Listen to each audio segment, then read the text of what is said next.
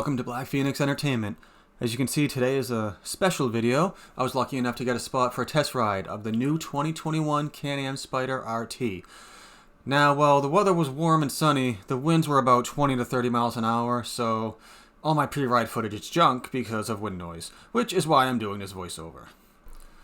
Once I got to the dealership, I found a BRP check-in table, talked to the rep, filled out some basic questions, and that was that.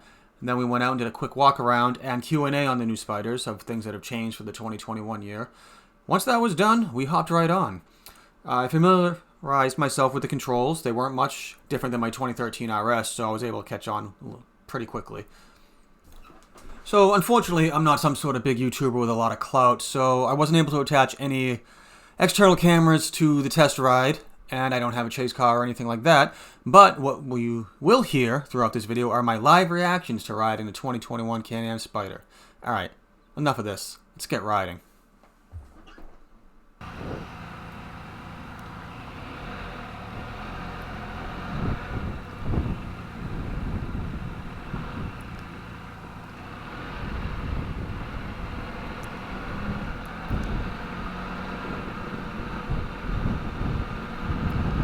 Alright, so we are out, taking our first turn here. Oh, it's so smooth. That's the first thing I noticed, going from my 2013 RS to this 2021 RT. It's just smooth. The inputs, the steering, throttle. There is a weird delay from a stop. Like when I was completely stopped trying to pull out of the lot, I kind of gave it a little throttle and then it went. Maybe that's just a little quirk of the newer transmission that I'm not used to. I gotta get used to the digital dash too. It's all digital. And it's a 6-speed, so I'm gonna be shifting a lot more than I would be in my RS. Bump, I didn't even feel that bump. Oh man. The other thing I gotta get used to is this giant brake pedal. It is huge. And like the seating position and like where I am and my feet being out, that right now, my first impressions, that's what's bugging me out the most. But, you know, stuff like that, you'll get used to it and it'll go away pretty quick. Probably if you were going straight to an RT Spyder, you wouldn't notice stuff like that. But the fact that I'm on an RS with the sport seating, oh, these bumps, it's just soaking up the bumps. That's nice. So that amazes me. Usually by the time I'm done, it's like I've been run through a ringer depending on what roads I've been going down. Alright, so I am riding a base. The gentleman behind me is riding the Sea and Sky. There are some differences. The Sea and Sky comes with absolutely everything, including luggage. It comes with a little luggage thing you can put in the frunk there. It comes with a frunk liner and some other cool things. The color is unique. You can't get that color in any other RT. And also the wheels. The rims are also unique to just the Sea and Sky. I believe it also has 2 rear speakers that I think it either comes standard. I'm not sure if the Limited also comes with those. That would have to be something you would check. But from what I've been told by this gentleman in front of me, who is leading the ride, most of those options you can add to any RT besides the rims and rims and tires. The rims and color. Now, another thing that's cool, adjustable windshield. Just by push of a button, goes up and down. I've got heated grips. I do not believe the base has heated seats, but there are some spots here for that. And also, the Limited would have rear heated seats and rear heated grips for the passenger, which Mama Phoenix would be happy about that. Alright, now that we kind of got up to speed here, one thing I'm definitely getting used to is the engine combo and the transmission. It's a 6-speed, so at 34 miles an hour, I'm in 4th gear. On my RS, I would still be in 2nd. So that's a significant difference in gearing and a type of engine and things like that. The 1330 really, it's a 3-cylinder motor, really has a lot of low-end torque. Doesn't mind being revved down low or high. It's got quite a broad range to it. The RS, in its stock form, likes to be revved out. You really don't have anything under 5,000 RPMs.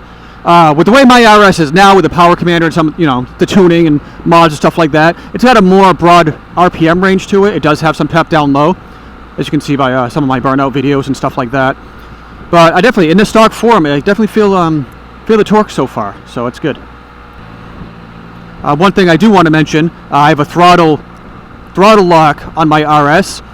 These RTs, and this is the base, come stock with cruise control. So that is a huge plus.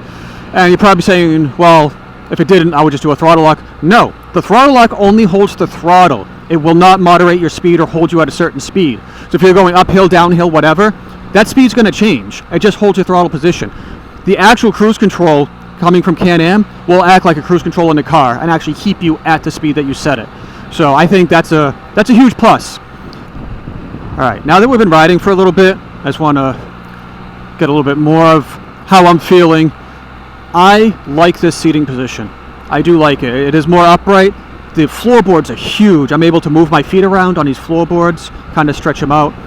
I don't feel as pressure on like my wrists and my arms, because with the RS it's more of a sport seating, so you kind of got to hold yourself up a little bit with that. With being more upright, my arms are lower than they would be on the RS.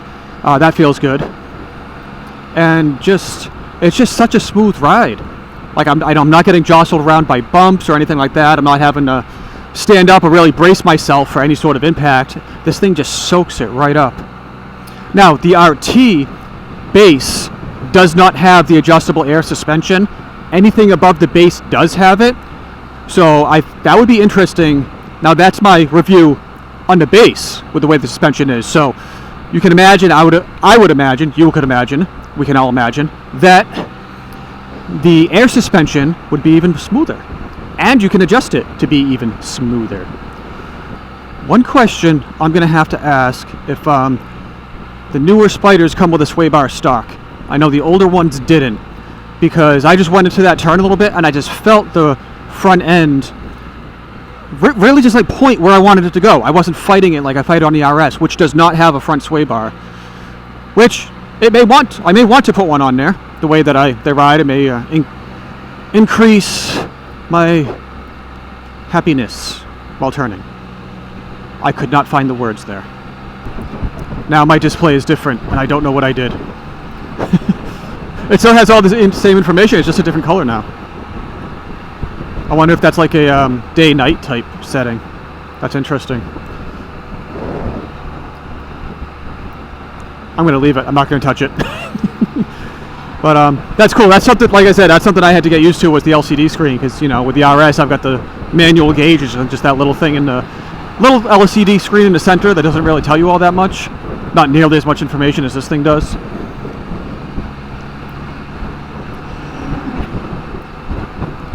Oh, that bump was like, oh. If I hit that bump in the RS, I would be feeling it. Now, I felt that bump, but it wasn't like, oh, that was bad. That was like, I just hit a bump. It's amazing. All right, so I know we're coming back up on the end of the ride here. I like it. I like it a lot.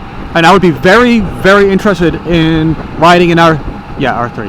F3. Probably an F3S, the sports version there. And probably interested in getting Mama Phoenix on one, seeing how she feels. Because even though the RS has a backrest and like the handguards, it's not the same. The F3 and the RTs have much more space for a passenger, and the seats are much more comfortable. So I would definitely want her input on that. But yeah, it's one of those things that you don't know what you're missing until you ride one. And don't get me wrong, I do love the RS. It's great. I love the amount of work that I put into it. It runs great. But now the fact that I'm riding this newer one really plants that seed in my head, like maybe I want to move up faster than I initially thought. I don't know.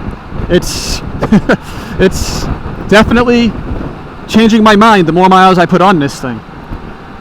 And I'm comfortable. That's like the thing. It's like going from like a sports bike to a cruiser. Maybe that's the best analogy I can make. Sports bikes, yeah, they're fun or whatever. They're a lot of work. Not always all that comfortable, especially for long trips. This is your cruiser. This is your big Harley. This is your Goldwing, your Road Glide, stuff like that. Yeah, Road Glide. Yeah, that fits in. I'm having a lot of fun. This has been a great experience. I'm really glad they started doing it again, and I'm glad I got a spot doing this. I just want to thank Can Am for doing this, first of all. this is great, because again, without me even getting on this and doing this riding experience, I would have no idea how the new Spyders ride. And now I can make this video and I can tell all of you subscribers and all my viewers how they ride. So I think it's a win-win for everybody. Final analysis, I give it a thumbs up. It's definitely worth a test drive. If you can do a demo day, do a demo day.